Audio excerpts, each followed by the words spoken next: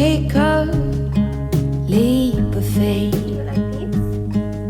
Hi guys, welcome back to my channel and welcome if you are new. I'm doing a Q&A today, which is very exciting because I haven't done a Q&A in a very long time. I asked over on Instagram if you guys had any questions and there were a whole heap sent through, really good questions as well.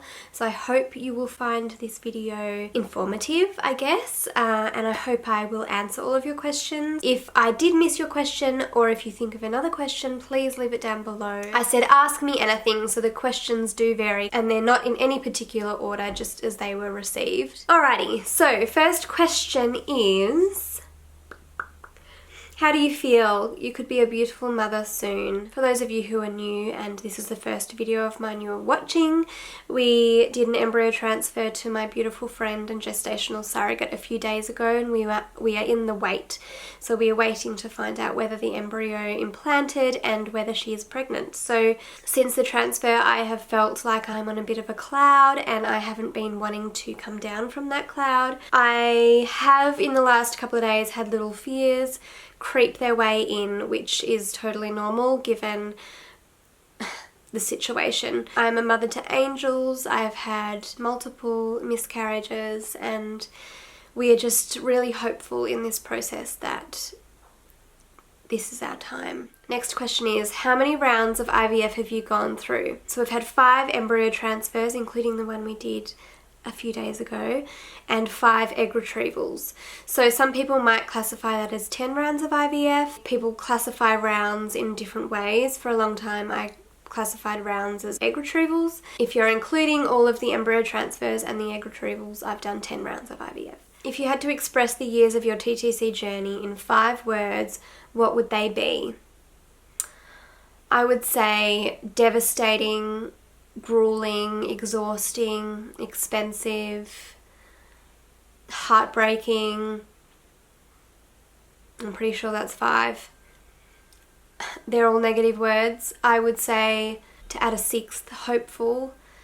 A lot of hope. It's a roller coaster, so you have to have that hopeful word in there because it is so up and down. Somehow, miraculously, we remain hopeful despite constant setbacks and constant hurdles. I guess it's just that deep, strong desire to become a mother. How do you have the strength to keep going time after time? You are so strong. Oh, that's lovely of you to say. I mean, I definitely have strength in me, and I have had to be strong in the last 6 years of our infertility journey, but there are definitely times that I have felt far from strong and I have fallen in a heap. I think the only reason I've kept going is because I felt like I haven't had a choice. Becoming a mother has always been a deep, strong desire of mine ever since I was a child. Have babies, have all the babies. So, I mean, becoming a mother has just been something I have felt I am destined to be. Might sound crazy to a lot of people, but that's just me. In my last year of high school yearbook, I was voted to be the most likely to have babies first. I've just got a very strong maternal instinct. Sometimes along the road we have had to take a break for our own well-being, mental health, marriage, finances, to find the joy in life again. So we've definitely in the last 6 years taken TTC breaks to focus on our mental and physical health and well-being, and I feel like that's an important thing to do to stay strong, I guess. Will the baby be biological? Yes, it is my egg and Tim's sperm. We created the embryo that was transferred into Liv last year. Do you have to pay Liv for being a surrogate? This is a really good question because it does vary from country to country. Surrogacy here in Australia must be altruistic and commercial surrogacy is illegal. This means that a surrogate cannot be paid for carrying someone else's baby. Tim and I, the intended parents, need to still pay for anything related to surrogacy, pregnancy and birth, but paying the surrogate is not legal here in Australia. The weird law here that some of you may not be aware of is once the baby is born, the surrogate and her partner are listed on the birth certificate as the baby's parents. After the birth, Tim and I will need to apply to the court for a parentage order, which will then transfer parentage from Luke and Liv to Tim and I, and the birth certificate will be reissued with us as the parents. That's something I found really weird. I don't know if that's the same in the States, but yeah, that's just the way it is here. Is Liv scared about getting attached to the baby? Are you afraid for your friendship if she will? As a group, we had quite extensive counselling leading up to getting approval to move forward with gestational surrogacy. Obviously, this is a very new experience for all of us.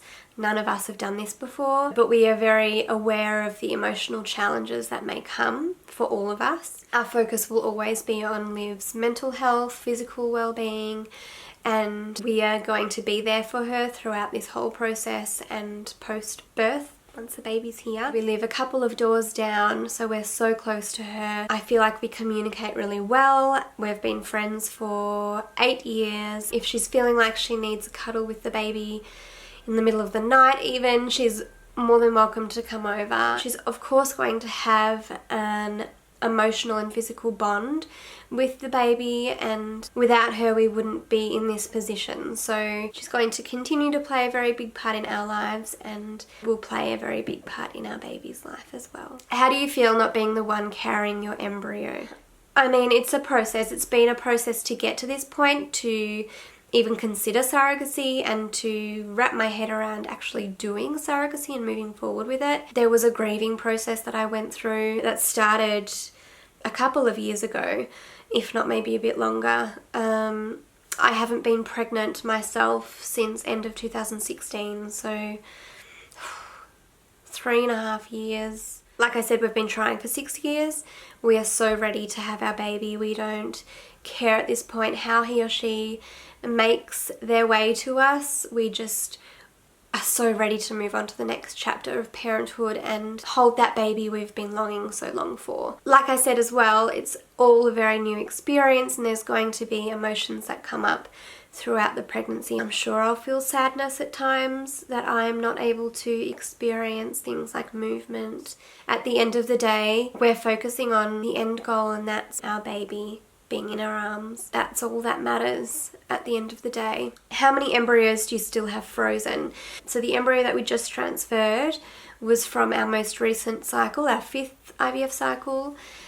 We have 2 other embryos from that same cycle. One is PGS tested, like the one we just transferred, and another isn't tested. It wasn't hatching at time of freeze. And we also have 1 other untested embryo from my 3rd IVF cycle in 2017, which also wasn't hatching, so was unable to be tested. We have 3 in total still frozen, 1 tested, 2 untested. When you did the genetic testing on your embryos, did you find out the gender of them? No, so gender selection is illegal here in Australia.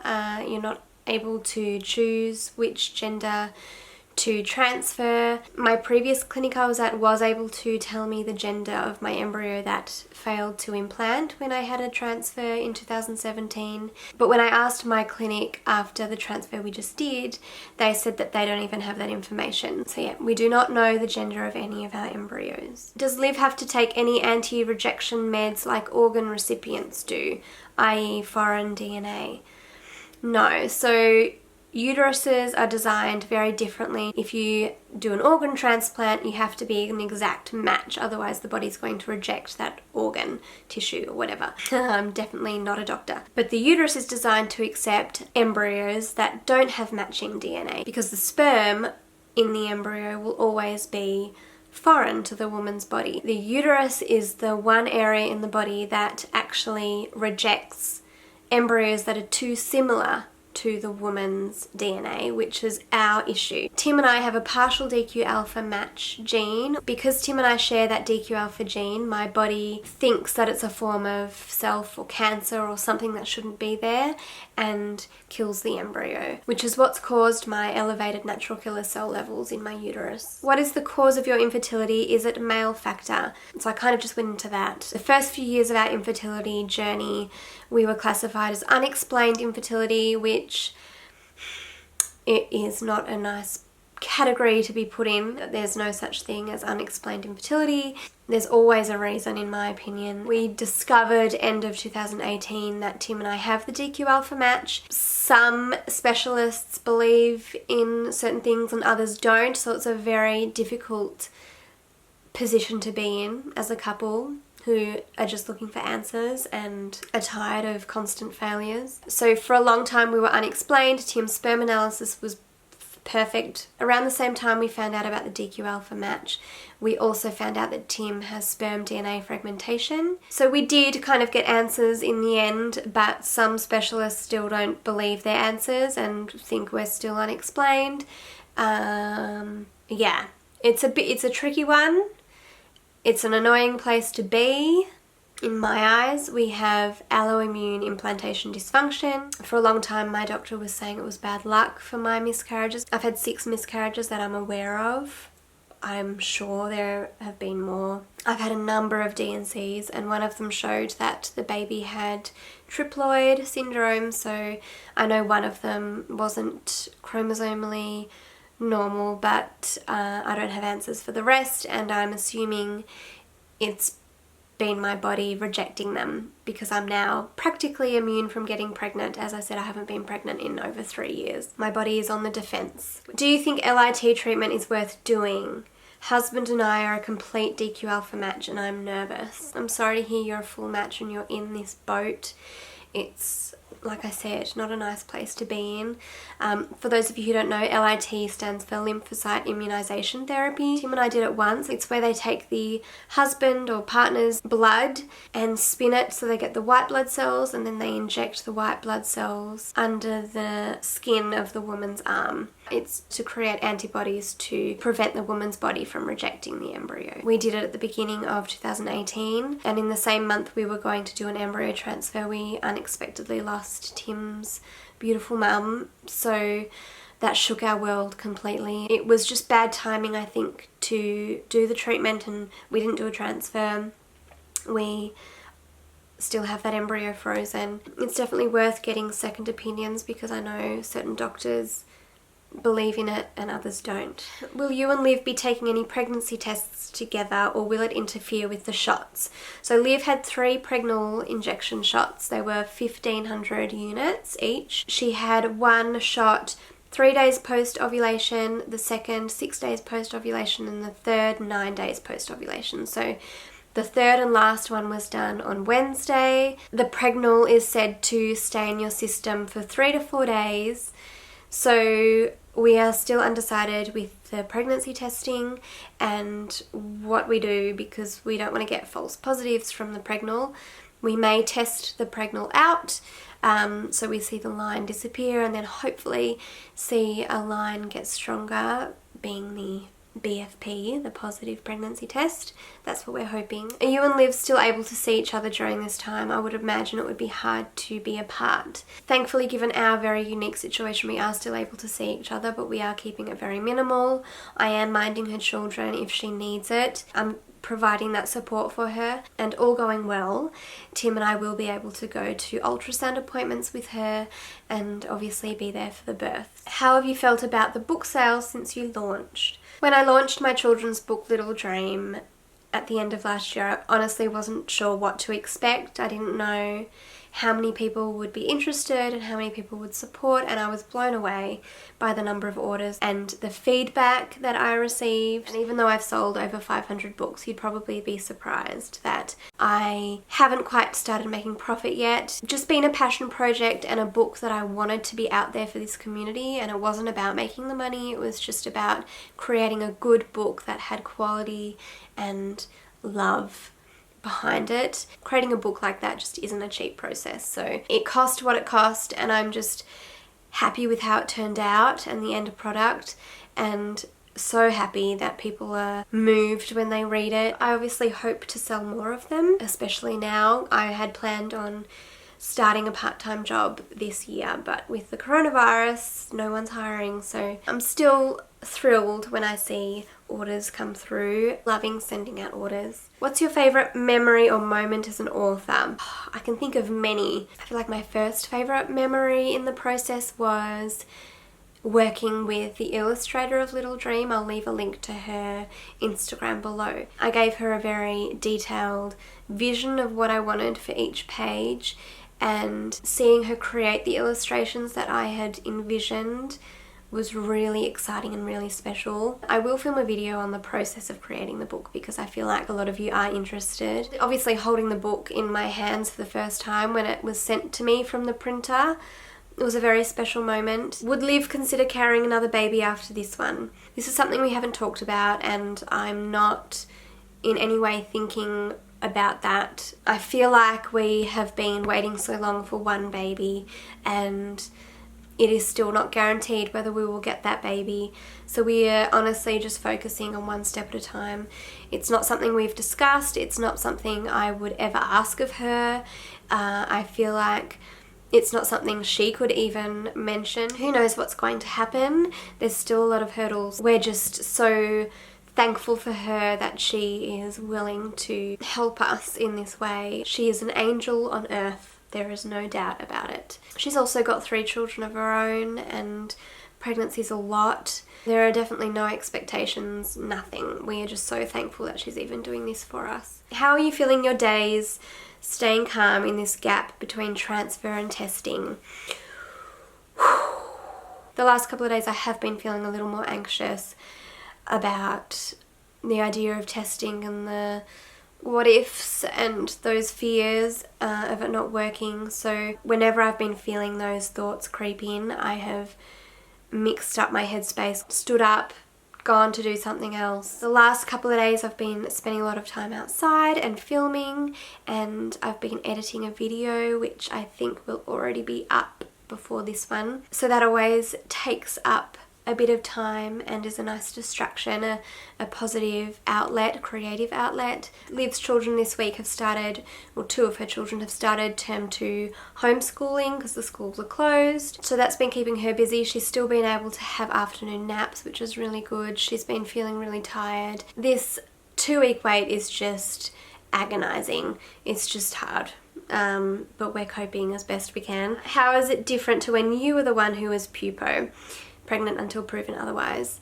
It's definitely a little bit different. Obviously, I'm not the one who is analysing every little feeling, every little twinge, cramp, symptom spotting. I think that definitely plays with your head after a transfer, so I'm free of that. When is the beta HCG day? The blood test is scheduled for the 22nd, but we won't get the results until the 23rd. So yeah, not too far away. Just know that we are going to be not sharing straight away, good or bad. We just want to absorb the news ourselves and have the time to tell our friends and family first before sharing it online. Is Liv feeling any early pregnancy symptoms? So she's definitely been feeling symptoms, whether they are pregnancy related or from the side effects of pregnal. Who knows? She's been feeling tired, hence the naps, very bloated, shortness of breath, which are side effects of the pregnal, and she's been feeling cramping the last few days, which is obviously a bit scary, but it can be a sign of early pregnancy. It's really hard to know, and I think the not knowing is something she's stewing on, and I'm finding difficult as well. We're just hoping we get beautiful news in the coming days. Will you find out baby's gender or keep it as a surprise? Not sure yet. We think we probably will find out the gender before the birth day. We're still processing that. We'll see how we feel. Do you have siblings? Yes, I have 2 sisters. I'm the oldest. Did the specialist indicate a success rate in which you have for your transfer? Not to me, they didn't. I don't know if they mentioned it to Liv. I didn't ask. I've had success rates thrown at me before in the past, and I've always fallen on the other side of the odds. I don't know. Success rates and I clash a bit. So, yeah, I didn't ask if she was told the success rate. I don't know. That's the answer. What lip gloss do you use? I use a MAC lipstick. I've got a few, but I have my favourites, and a Revlon lip gloss. I am looking for something a bit more natural. I know of some really good brands. I just have to try them. costs money, so I definitely will be buying, I think, a more natural lip product when I run out of what I have. How did you and Tim meet?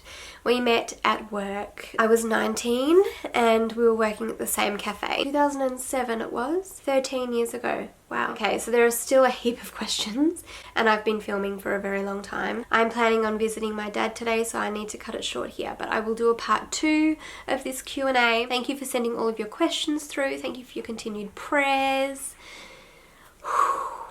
Love you all so much. Take care of yourselves and I'll speak to you soon.